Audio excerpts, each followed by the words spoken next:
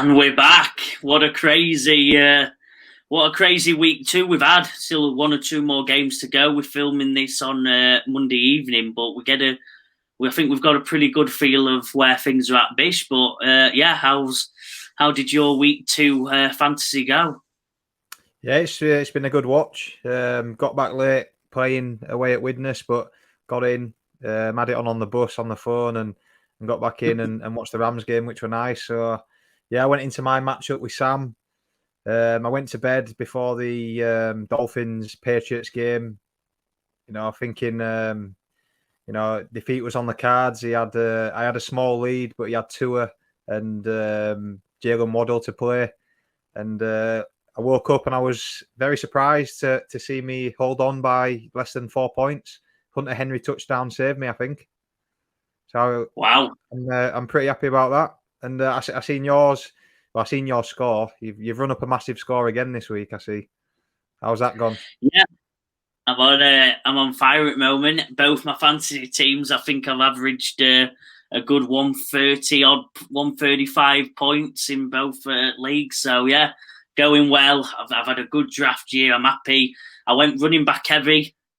I was loud and proud about it. I went running back heavy because everyone put loads of emphasis on wide receivers, but it's hard to guess who's. There's a couple. Tyreek, guarantee. Obviously, you've got Cup if you were thing that probably be a guarantee, but there's not loads. I don't think guarantees. There's a lot of good wide receivers, but I don't think there's as many good running backs in the league. There's a lot of committees now, so I put emphasis on getting my my good running backs nice and early, and thought I'd pick up value at my wide receiver position when it were there.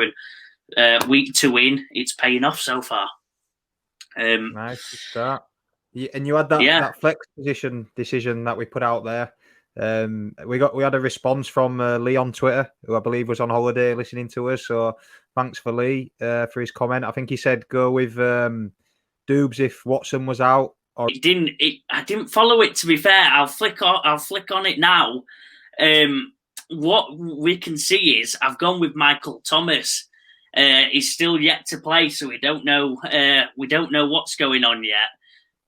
But there was a man who's just about to come up here, James Cook, that I think will solve my fantasy issues for the foreseeable future.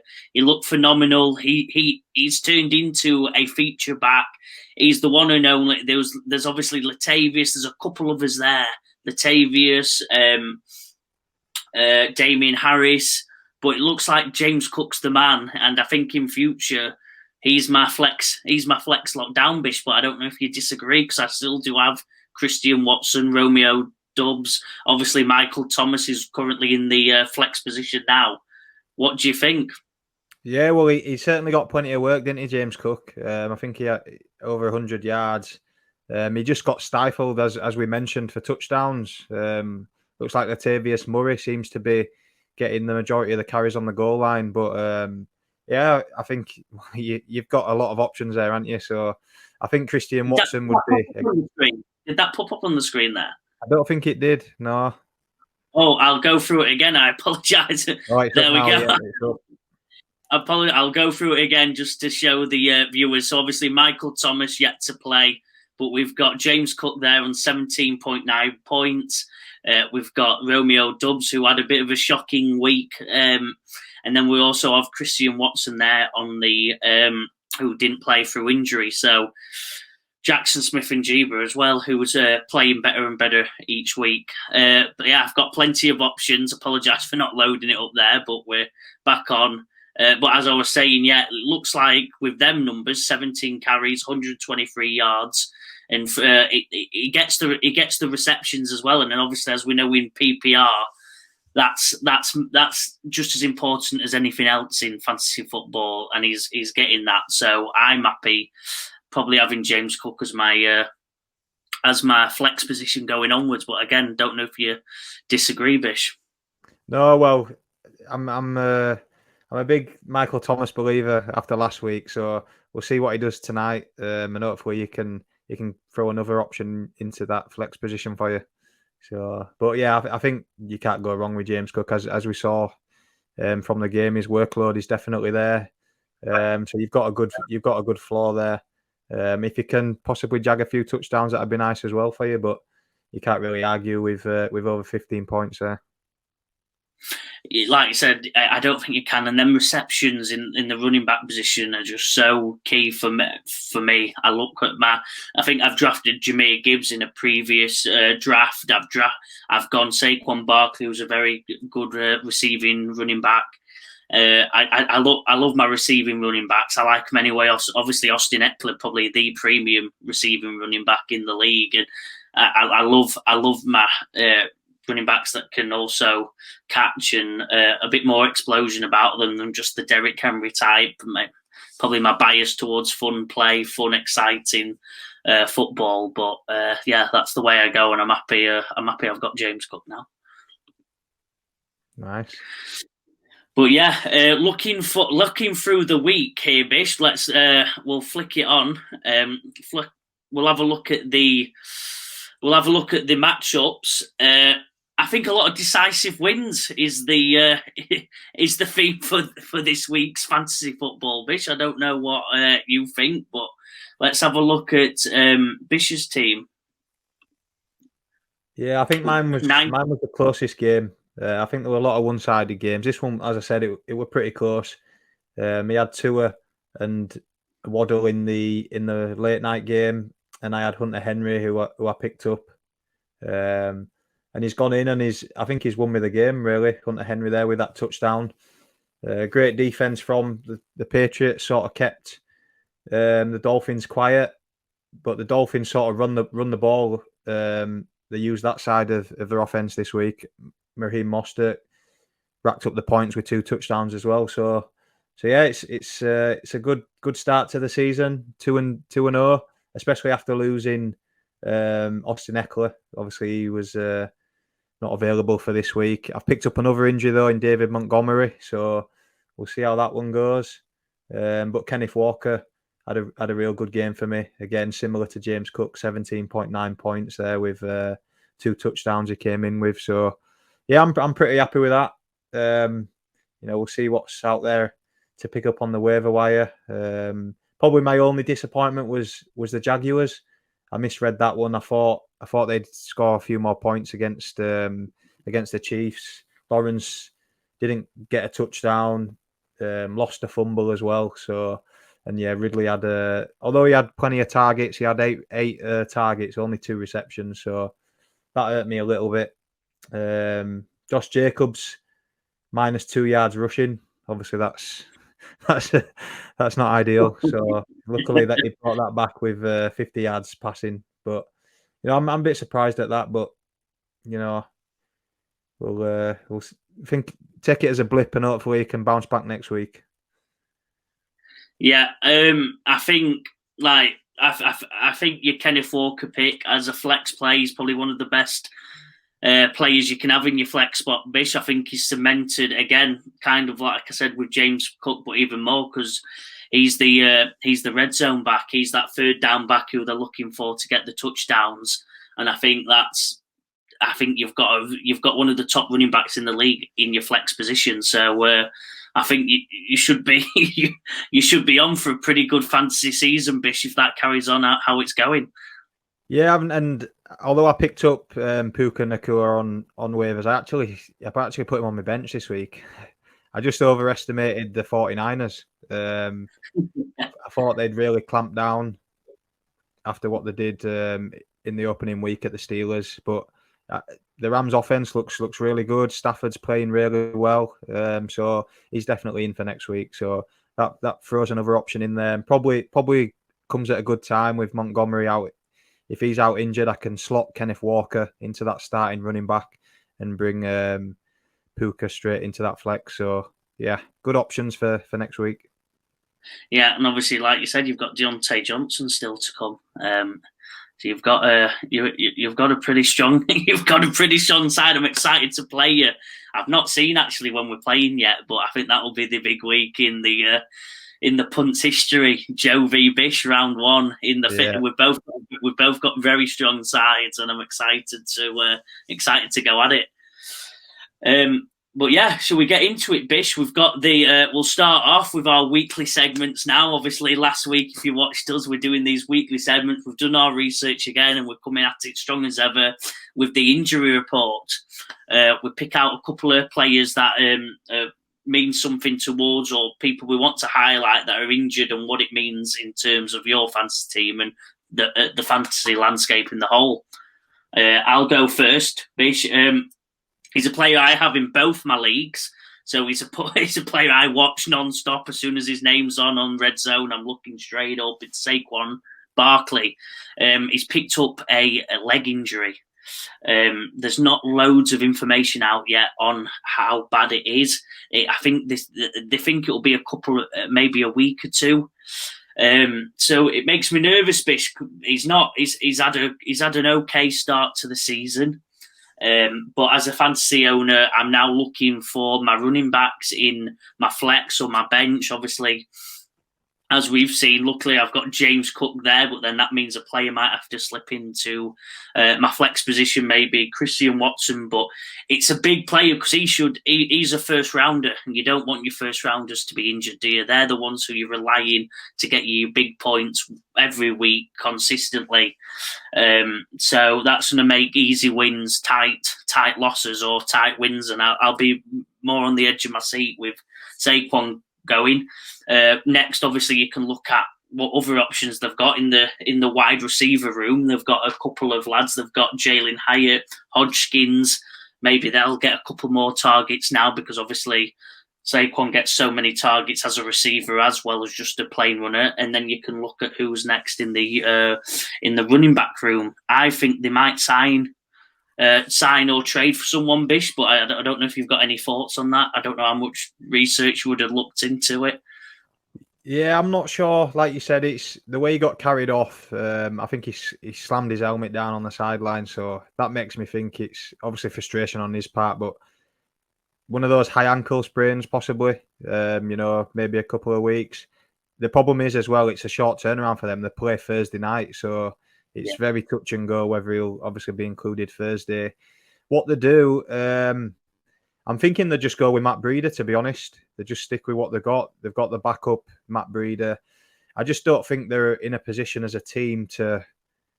If they were trading for someone, I think they'd do that if they were in a position where they were challenging to at least, be a strong team in the playoffs. And I don't think they're quite at that stage with the two performances they've put in. Obviously, an awful performance at home, not at home, but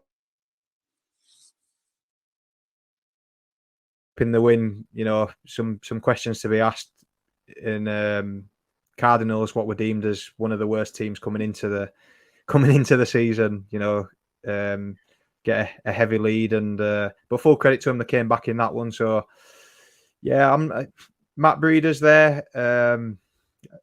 I guess it's seeing the severity of the injury. Like you said, they're still running tests, so I guess we'll have to sit and wait and hope for some good news for him. Yeah, I've watched Matt Breida play throughout the last 3 or 4 years. He's a tough running back. He's an okay receiving back as well, so an okay replacement. But I'm not excited. He's not one of the players where in past, if Dalvin Cook were injured, you would be slightly excited to play and go get Madison from the waiver wire, or you'd already have him in your team in case Dalvin would get injured. There's a couple every year, but I don't know if Matt Breida is that for me. Bish, I don't know if I'm diving to go sign him and get him on my team to replace, and because I know he could be a workhorse back and take all the carry. I'm still not that excited, but I could be wrong, and he might have a massive game, obviously in Saquon's absence, with getting that many touches. But I'm not convinced by his upside, to be honest. It possibly means as well that you see a bit more running from Daniel Jones. Maybe that's one way of countering it. You see a bit more quarterback work in, him scrambling a bit more. So yeah, it's one to have a look at, and I guess we'll find out real soon because, like you said, the Thursday night. So we move on to mine. Yeah, sorry, Bish. I think I froze there. I apologise. It's a little bit, yeah. I'm gonna staying on the running backs. I'm gonna go with David Montgomery. He was in my team this week. he's usually a stable running back. He's always good, especially with the Lions play. He sort of took that lead back role, and he's jagging those touchdowns as well, which is always handy. But he got carted off with sort of ice on his knee, so there was a lot of talk of it being a serious knee injury. But reports just before we come on here, I just seen a report saying it's a thigh bruise, which is potentially only a couple of weeks. So yeah, there's nothing too major. Obviously, a couple of weeks still hurts your fantasy team a little, and I guess what most fantasy owners of Jahmyr Gibbs would like to see is him take a more advanced role in this offense. I mean, just changing it to DeAndre Swift, who's sort of that same back as Jahmyr Gibbs. What he did on Thursday night, given the lead back role with the Philadelphia Eagles, 175 yards. I think people are hoping that the Lions will sort of let Jahmyr Gibbs loose and we can see what he can do. So it'll be interesting to see which way they go with that. For my point of view in my team, I'm hoping it's just a couple of week injury and I can get him straight back in. So yeah, we'll see how that one goes. Yeah. Next one, I'm just someone who had a brilliant game at the week. Anthony Richardson. He went off after getting 2 touchdowns himself. Looked brilliant. This is one where he'll probably miss it. He'll probably miss next week with natures of his concussions and stuff like that. I think that they won't want to risk him playing next week, so he'll have a week off. But how good did he look? I think it'd be one you'd be looking to pick up on your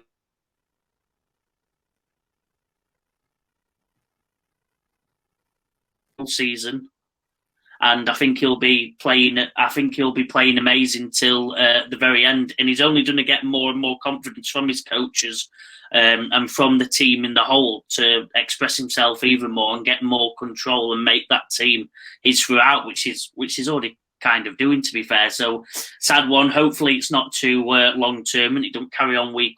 I know in previous years we've seen some head knocks go for weeks on end. We've seen some come back in a couple of days. It's kind of a hit and miss, isn't it, Bish, in terms of head knocks?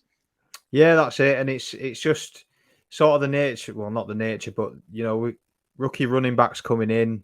We're sort of used to him being great runners. He's a great athlete, and he actually got this concussion from he scored a touchdown and got hit as he went into the end zone, and his head's hit the floor. So it's one of those where it's hard to take away from his game, but you don't want to see your quarterback, the future of your franchise, taking so many hits, and sort of that Lamar Jackson where now he's in the pocket and passing a bit more. So yeah, hopefully he's okay. So yeah, if he doesn't make it, I think Gardner Minshew comes in, which is a totally different aspect for the way sort of those two players play. You'll see a lot more in the pocket, throwing the ball rather than running. So maybe not as entertaining team, but I think Gardner Minshew's one of the better backups in the league. So, I'm sure they'll still be a productive team.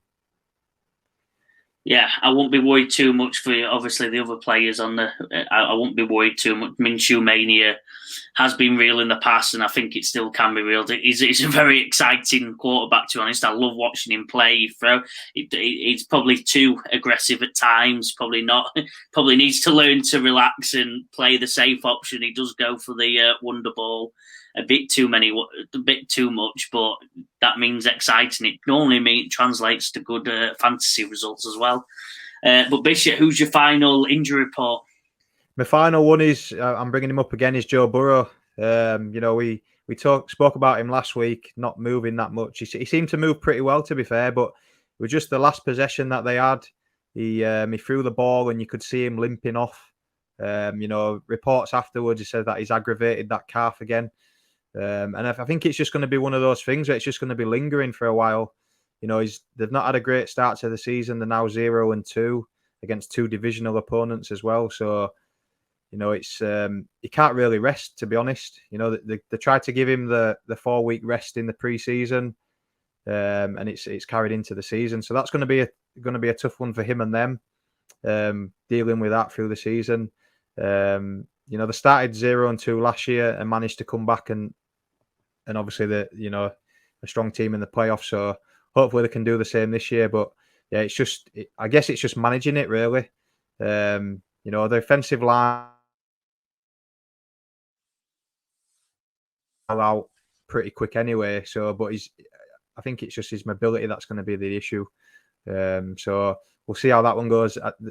I'm pretty sure he's not going to sit. He's going to be out there playing. They're just going to have to adapt how they play, which obviously might have a knock-on effect on your wide receivers and your Higgins and your Jamar Chases. But we'll see how that one unfolds. They've got the Rams this week, so it'll be an interesting one. Aaron Donald chasing after Joe Burrow.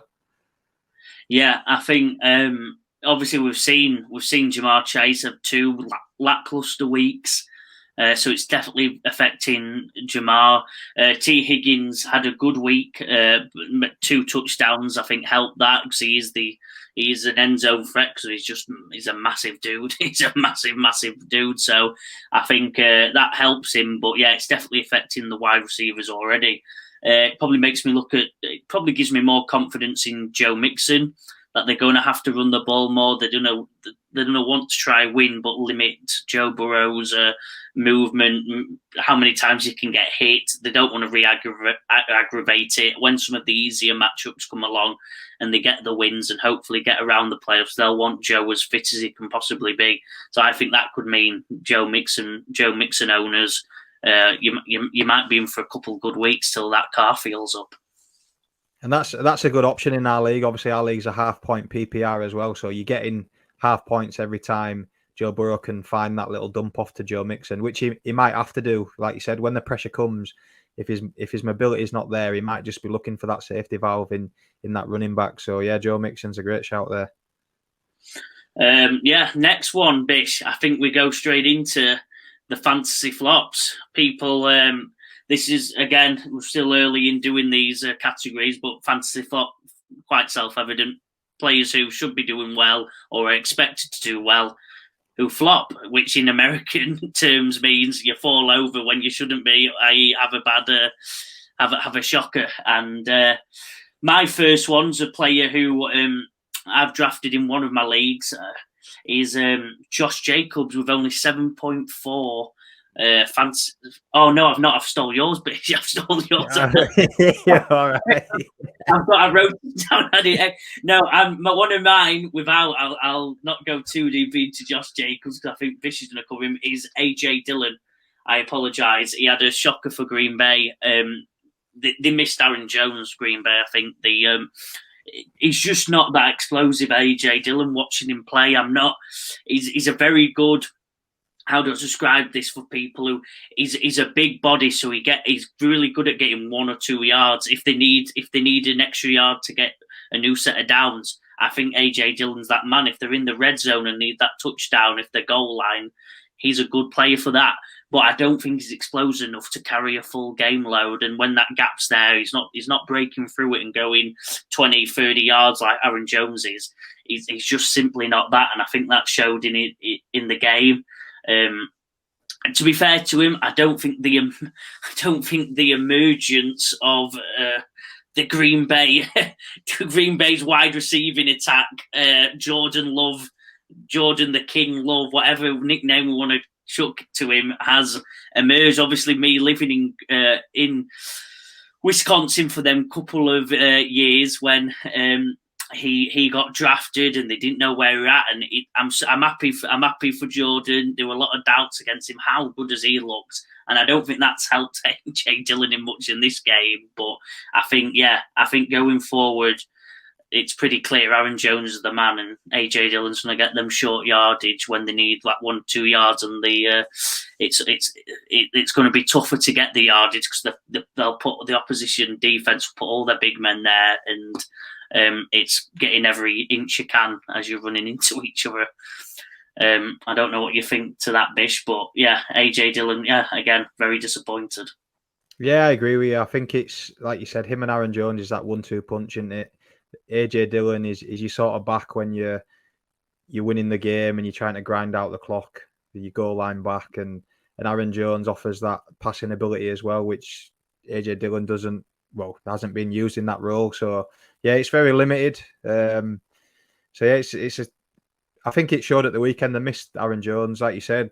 Jordan Love is spraying the ball around. It just wasn't the game script for AJ Dillon, unfortunately. And that leads me into mine, which is another running back who we've slightly mentioned, is Josh Jacobs. So, and I've gone with Josh Jacobs just because he was in my fantasy team. You know, I had a big expected a lot of things from him this week. Obviously, he's a number one rusher last year, going into this year. But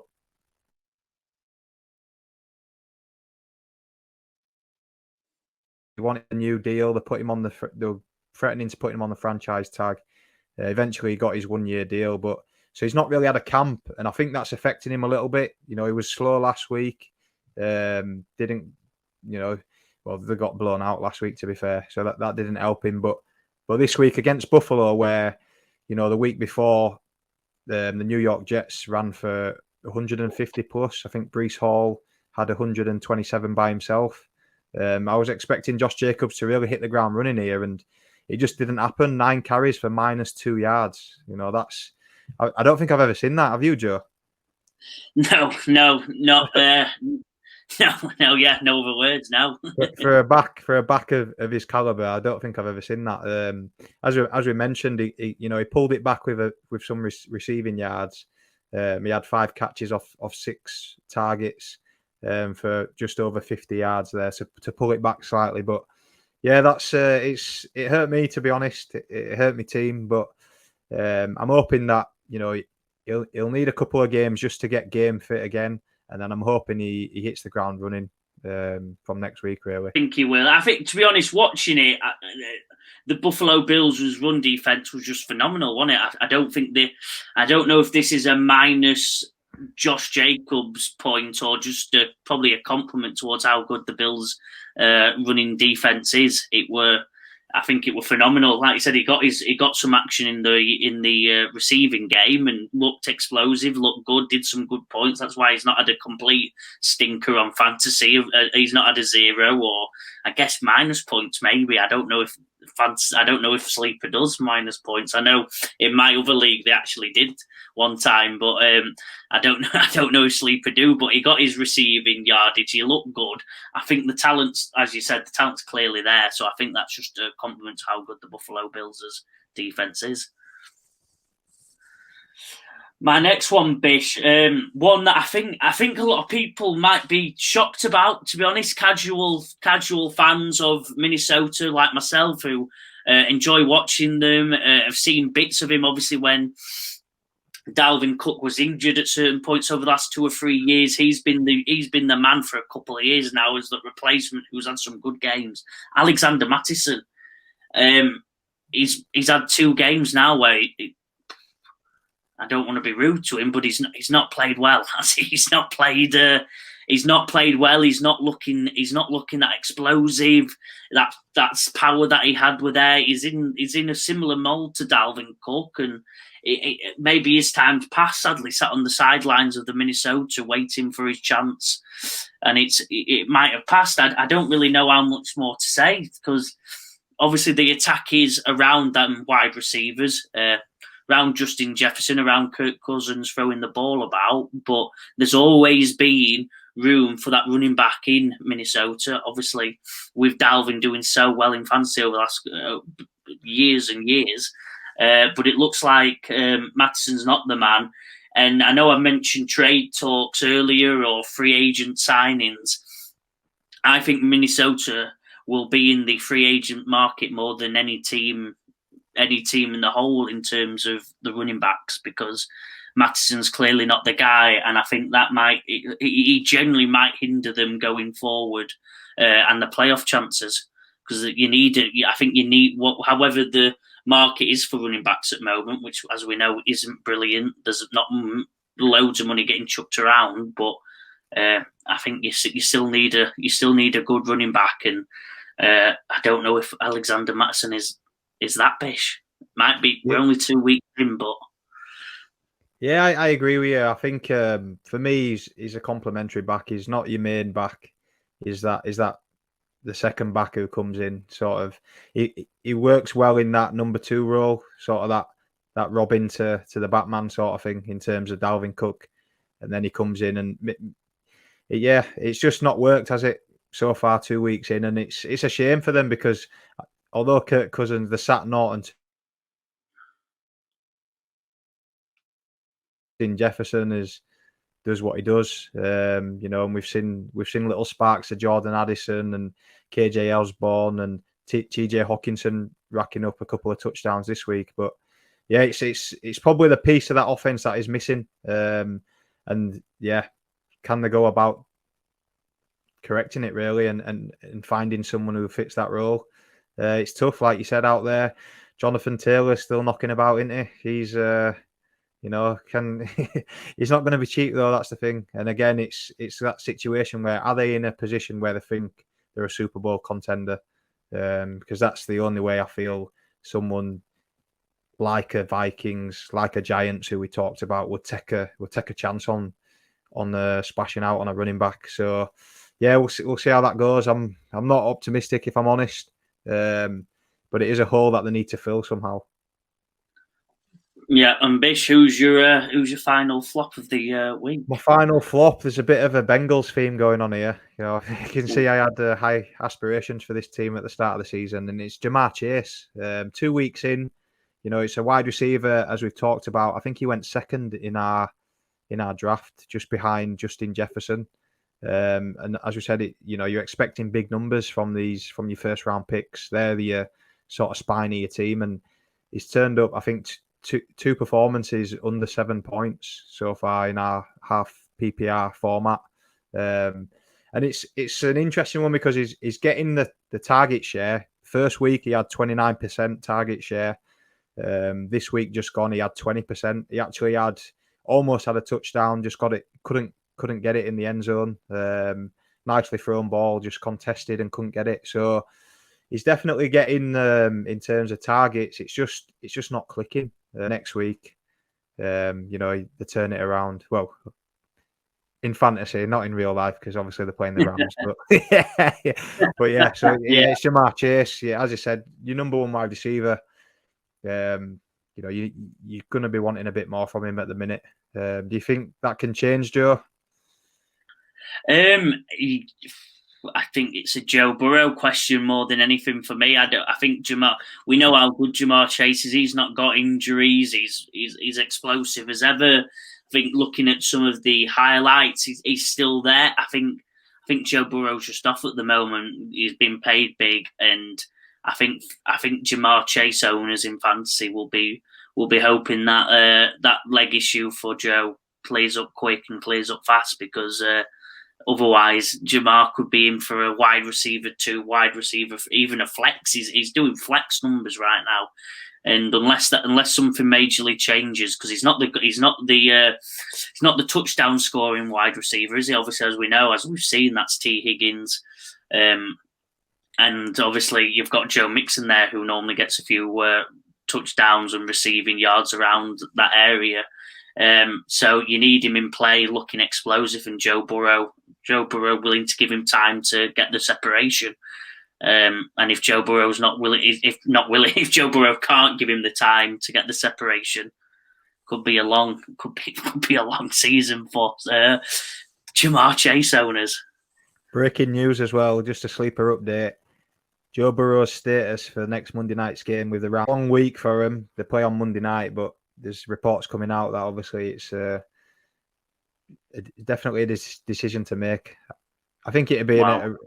I'm not sure. Yeah, I'm not sure whether he misses the game, but obviously it's something that they've got to think about, because he is the franchise, isn't he? He is the long term. So you don't want to 2 weeks into a season break him down, but it's not on 2 times ticking. Yeah, that's good update. I like that Bish sleeper update there. That could be a new addition. Hopefully we get more as we do with the show. If we get some more, keep your eye on it, Bish, and announce as you can.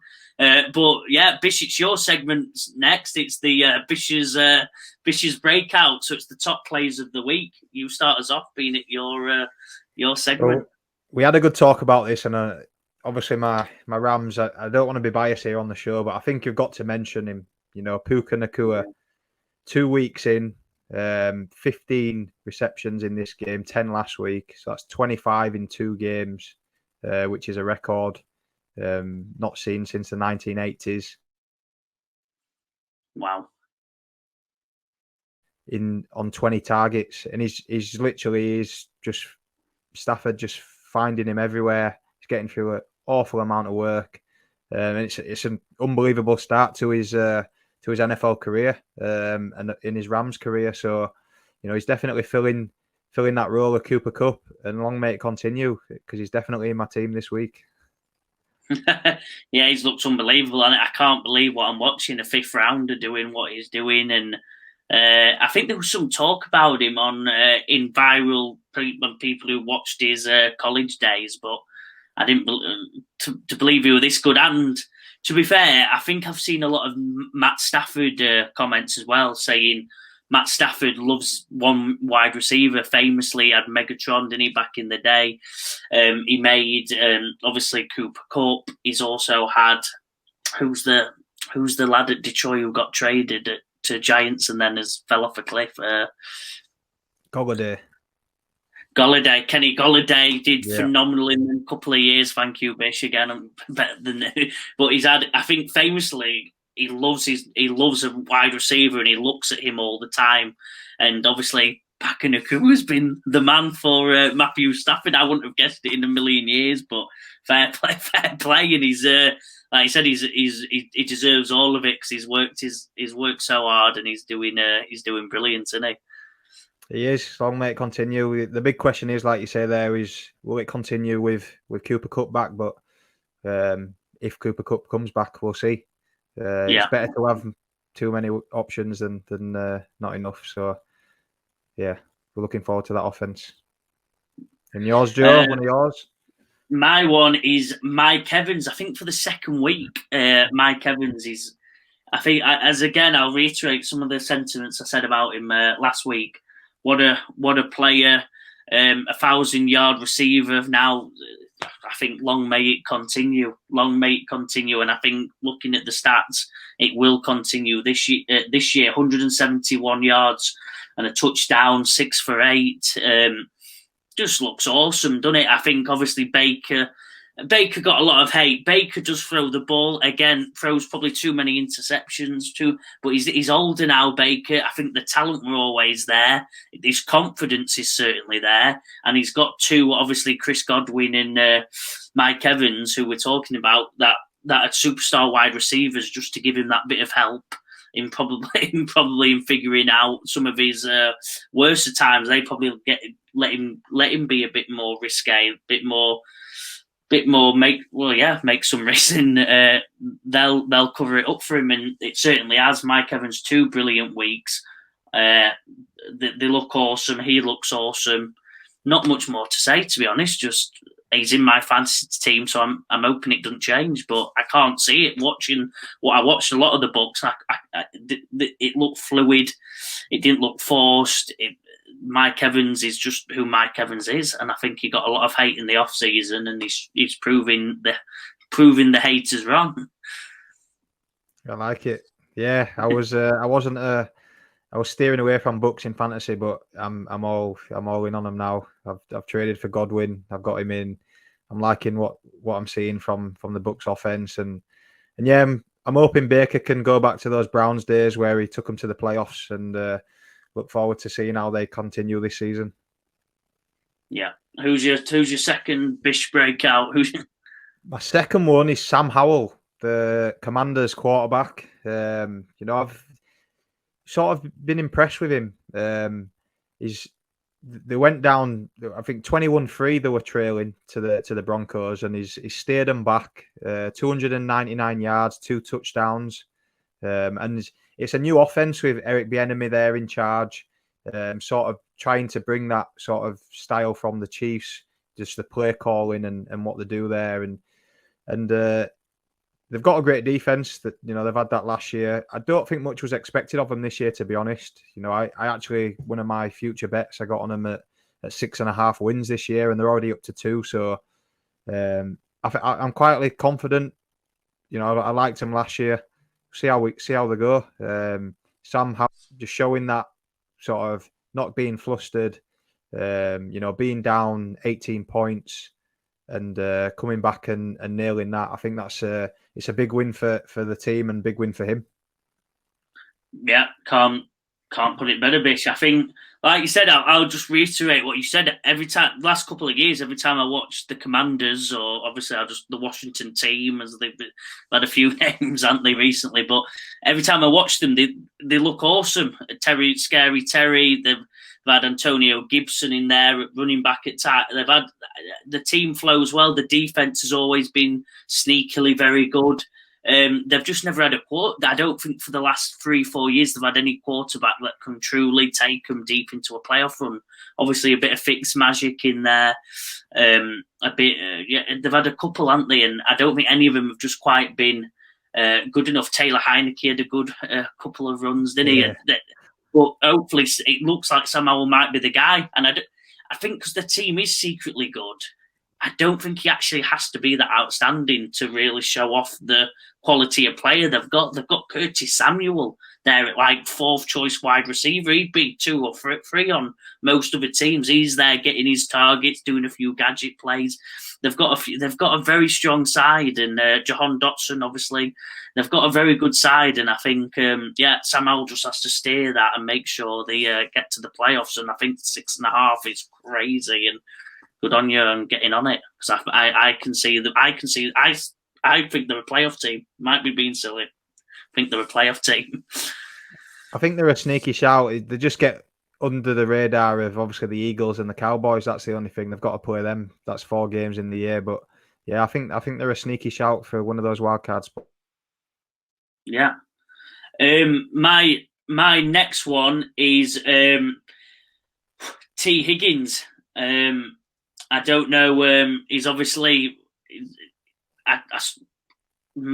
he made our fantasy flops list last week, didn't he? So I owe him some credit. He went 8 for 12, 2 touchdowns, 89 yards. Obviously, we've given a lot of stick to Joe Burrow and that offense, the Bengals offense, a lot today. And the one shining light was T. Higgins. Again, reiterate, touchdown threat every time they get in that red zone. He's a tall body, he's a wide body, and he's just a tough matchup. And I think he'll carry it, whether he keeps on getting the yardage. I think he'll carry on getting them touchdowns all year long. And as a T. Higgins owner, I think you're steady. You got him as a wide receiver too. I don't think he'd be a top wide receiver in draft form anyway. I think you are looking at him to be your second wide receiver, and I think that's what he'll steadily be confidently all year long, because he's got that touchdown upside, and he also gets the yard, obviously 89 yards as well, so he gets the yardage to match. And if you look even further than that, even if it's not Joe Burrow looked for him 12 times, aimed to throw at him 12 times, which means that he's got trust in T. Higgins, and if things might be going wrong with his leg, he's looking for a safe option. And clearly, by these numbers I've read out to you, it's his safe option. And as these injuries carry on, you probably have a couple of good weeks with T. Higgins, I think. Yeah, good shout. Yeah, like you said, it's we seem to be saying the same thing, but it's that fitness of Joe Burrow, isn't it? So, yeah. But like you said, it was a flop last week, so we've got to praise him this week. He had a very good week. Bish, have you got one more, or is that the? That's it. I only had 2 this. All good. We'll go. Yeah, all good. We'll go to the Punters project. So these are the players who are on the waiver wire, who are on our waiver wire, and leagues we might be in that we're looking to add on and just be there, probably as a sub or maybe even as a starter, depending on injuries. I'll go mine one. And I sometimes look at the waiver wire as people who are going to finish the season strong, who may not be performing amazing now, but the signs there that he might be a strong performer come the playoffs, because for the last couple of years I've done horrendous in the playoffs. So I'm changing my tactics. I used to look now who's getting me points this week, next week, who can I put in, but I'm changing my waiver wire strategy and going, okay, it's go time. Who can I confidently play? Who's going to get me points in them playoffs? And I'm taking a risk here, but I'm actually going to go Jalen Hyatt off the New York Giants. I think they're looking for a wide receiver one. At the moment, it's Hodgkins, and I don't think he's a wide receiver one. They're dying for someone to come out. Hyatt's obviously a rookie, so they're not going to trust him straight away. They'll need to get that rapport with Daniel Jones. But the signs there. He obviously got a touchdown this weekend. And I think as that confidence, if he keeps on getting more touchdowns, and that confidence from Daniel Jones continues, I think near the end of that season, when it's getting to crunch time, and they will be looking for playoffs. Whether they get to that point or not is a different question, because there's definitely worrying signs. But I think their hopes are to be near them playoffs, and I think they'll need someone to step up and be that wide receiver one on the team for any chance of doing that. Saquon can't do it, and his injury, as you all slaughtered me when I drafted him, he's injury prone. He's Saquon, so I think they need someone to emerge. And for me, from what I watched, it could be Jalen Hyatt, the rookie at the New York Giants. Nice, good pick. Yeah, he seems to be getting more involved. Obviously, he's the home run threat, isn't he? He showed that in pre-season, and he showed that the weekend just gone, the game just gone. So I think they'll work to try and get him more involved. And there's a lot of wide receivers there out there, but I don't think there's a clear number one. So like you said, it's up for grabs. So we'll see how he gets on with that. My first one is a running back. It's Zach Moss. So he's with Jonathan Taylor's situation. There wasn't really a running back there. He came in and he actually broke his arm in the preseason. Now this was his first week back. He played on 98% of the snaps. He was the only running back to take a carry, so he is his backfield. He had 18 carries for 88 yards, thrown in with a touchdown and 4 catches for 19 yards. And just an added one with this one, I do think if Anthony Richardson does miss any time, he's a perfect back for Gardner Minshew. And it's just going to propel him more, because you're not going to have to worry about Gardner Minshew running the ball. So anything goal line, it's Zach Moss all day long. He's probably not a high caliber, running back, but he's a running back that's been around. He knows his job, he knows his role, and he's built for plenty of usage. So, and he's going to get plenty of that if these stats are anything to go by this week. Actually, I had to look at this, and just looking at it in our league, he's actually been picked up in our league. So yeah. Maybe I would have been looking at someone like that just to fill a couple of weeks for David Montgomery going down, but in most leagues out there, I believe he is available. So yeah, maybe one if you need a spot play for a couple of weeks, or one to stash on your bench, maybe pick him up. Yeah, couldn't agree more. He was drafted to be a very good player. It's not quite worked out for him, but if no one else got a snap, it doesn't matter how good he is. He'll be getting points in fantasy. Yeah. And fantasy is sometimes different, because sometimes you're not always looking about who's the best player, who looks good. There's some brilliant players that aren't brilliant in fantasy. It don't matter for Zach Moss. If there's only one running back, that is what you look for. As I mentioned at the very start of the show, you look for your workhorse running backs who's going to get most of the plays, and that's what I tried to draft. And if Zach Moss has emerged as one for a couple of weeks, get him snapped up ASAP before your league mates do. My next one is I think he was considered a risky play or a no play, but I think I'm going to start getting him in my team. Is Josh Reynolds of the Detroit Lions. He's had 2 good weeks. 4 for 7. He's the big play. He's got 2 touchdowns and 5 for 6 this week. he's been playing. He's been playing really well. Obviously, I think the confidence is coming from Detroit's offense. Just looks very good. It looks elite. There's obviously Amon-Ra, St. Brown, but what makes Amon-Ra different for people who don't know loads in depth about American football is that he plays in the slot. So that means he gets all the short yardage. They look for him for short. So Amon-Ra's not having these massive plays deep. Josh Reynolds is the man that they're going to. But because Amon-Ra's so good in the slot, that's opening up all these go balls for someone of Josh Reynolds' ability, who's one of the fastest players in the league, to go and get them catches. And that's what he's been doing. And I can't see it stopping carrying on with how good the running backs are and how good Amon-Ra is. All that space is going to be deep, and you don't need loads of targets. You don't need 12, 13, 14, 15 targets with this man. You'll need 2 or 3 catches, and you've got a good flex player.